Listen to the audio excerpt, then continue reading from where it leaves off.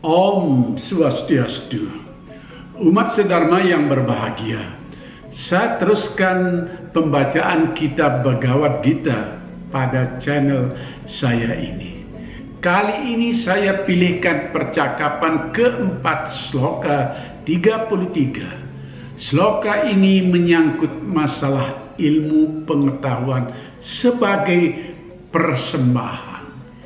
Ini perlu kita simak hati-hati, karena di antara para penerjemah Bhagavad Gita ada penekanan yang berbeda-beda. Terlebih dahulu, sloka ini saya minta dibacakan oleh cucu saya, Nyoman Natali Rizka Devi. Om Swastiastu. Sreyang Traya Mayadana Drana Yadna Parantapa Sarvam Karma Kilam Parta Jenani Parisamapyate.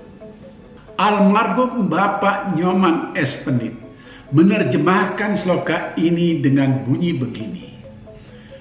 Persembahan berupa ilmu pengetahuan lebih bermutu daripada persembahan materi. Dalam keseluruhannya semua kerja berpusat pada ilmu pengetahuan. Oh, Parta. Beberapa penerjemah lainnya menafsirkan sedikit berbeda, terutama di dalam kalimat yang terakhir. Apalagi itu yang bersifat tafsiran.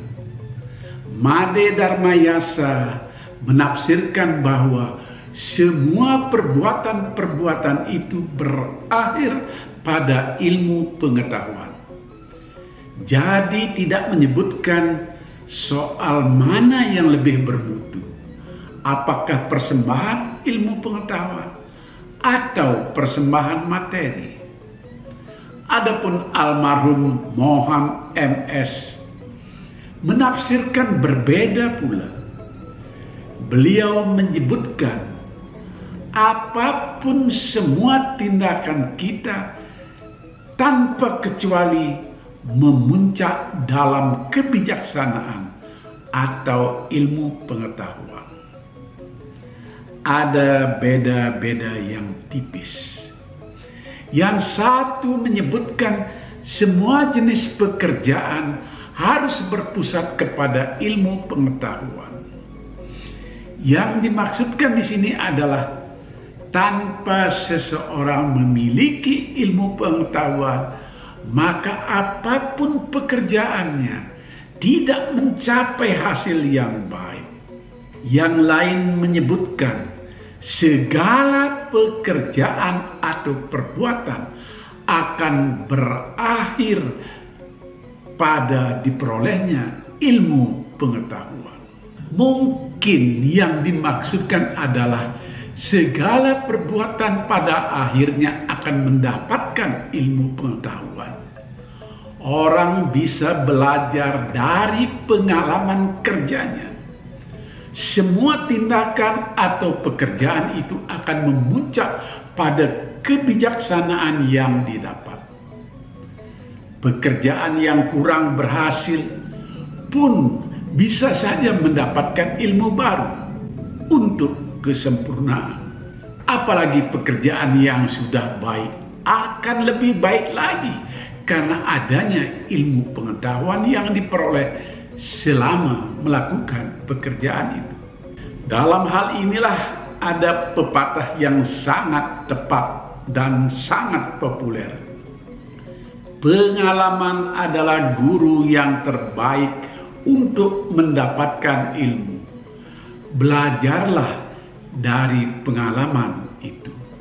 Umat sedharma yang dikasihi Tuhan, memang Bhagavad Gita percakapan 4 ini memuat tentang tema Jnana Yoga. Di bab atau percakapan keempat ini dijelaskan selain aspek ilmu pengetahuan juga tentang arti sebuah kerja dan bagaimana kerja yang benar dan bagaimana kerja yang salah.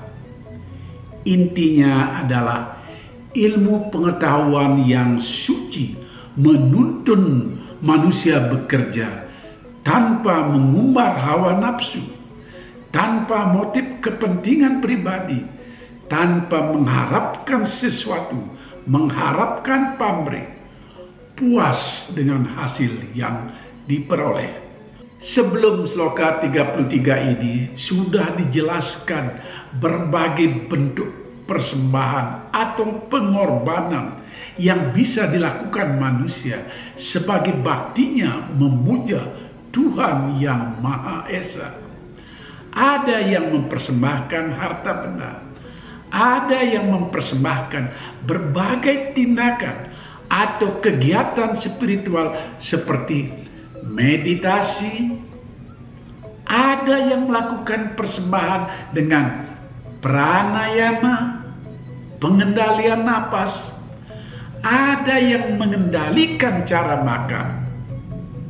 Misalnya, melakukan upawasa sebagaimana diajarkan agama. Upawasa itu artinya puasa.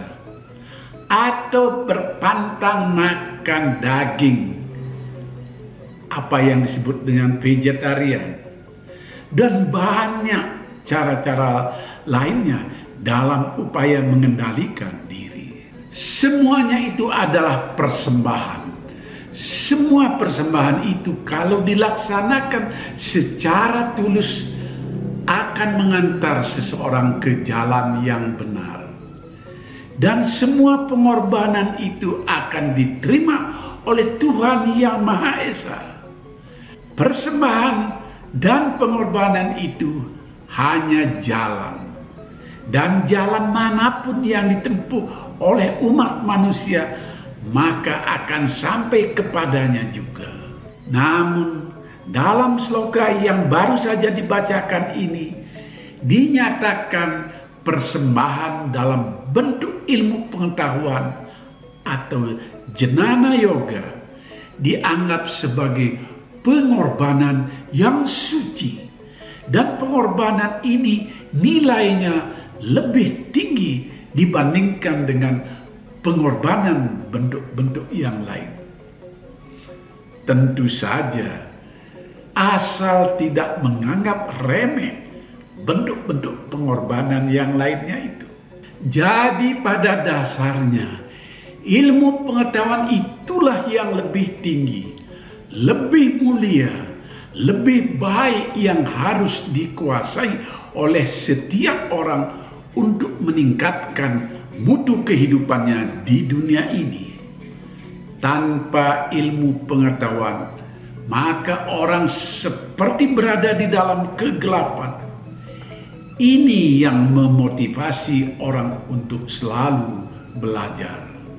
Karena itulah di dalam ajaran Hindu kita memuliakan ilmu pengetahuan lewat ritual yang secara umum disebut dengan hari turunnya ilmu pengetahuan, yakni pada hari raya Saraswati.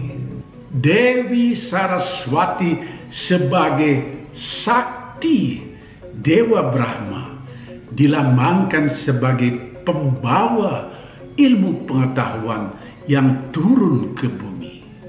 Kita semua mempelajari bahwa Dewa Brahma adalah sang pencipta. Maka dunia ini setelah diciptakan, yang pertama-tama dilakukan adalah menebarkan ilmu pengetahuan. Bagaimana orang bisa bekerja kalau tidak punya ilmu, tidak punya keterampilan, tidak punya ide sama sekali, dan kreativitasnya pun sedikit. Namun yang dimaksudkan sebagai ilmu pengetahuan itu adalah sesuatu yang maha luas. Bukan cuma ilmu yang dipelajari lewat sekolah dan perguruan tinggi, tetapi juga ilmu-ilmu yang bertebaran di masyarakat dan alam sekitar. kita bisa menimba ilmu kepada alam, kepada air yang mengalir di sungai, kepada pohon-pohon di hutan. Kalau sungai dipenuhi sampah, maka air tersumbat dan menyebar ke tempat lain, jadilah banjir. Kalau pohon ditebangi, tidak ada akar yang menahan tanah di tebing, maka jadilah tebing itu longsor. Itulah yang disebut belajar pada alam, karena ilmu pengetahuan ada di alam semesta yang luas ini. Demikianlah inti dari sloka Bhagavad Gita yang dibacakan tadi. Kita berguru pada alam untuk menimba ilmu pengetahuan, dan kita jadikan itu dasar sebagai persembahan kepada Tuhan yang Maha Esa. Sampai jumpa pada sloka yang lainnya. Ingat, like, share, dan subscribe channel saya ini agar kita semakin mudah berkomunikasi untuk belajar bersama-sama. Mari kita tidak henti-hentinya belajar, dan mari kita lanjutkan nanti pembacaan sloka-sloka Bhagavad Gita. Satu sloka dalam setiap tayangan sudah cukup. Rahayu. Om Santi Santi Santi. Om.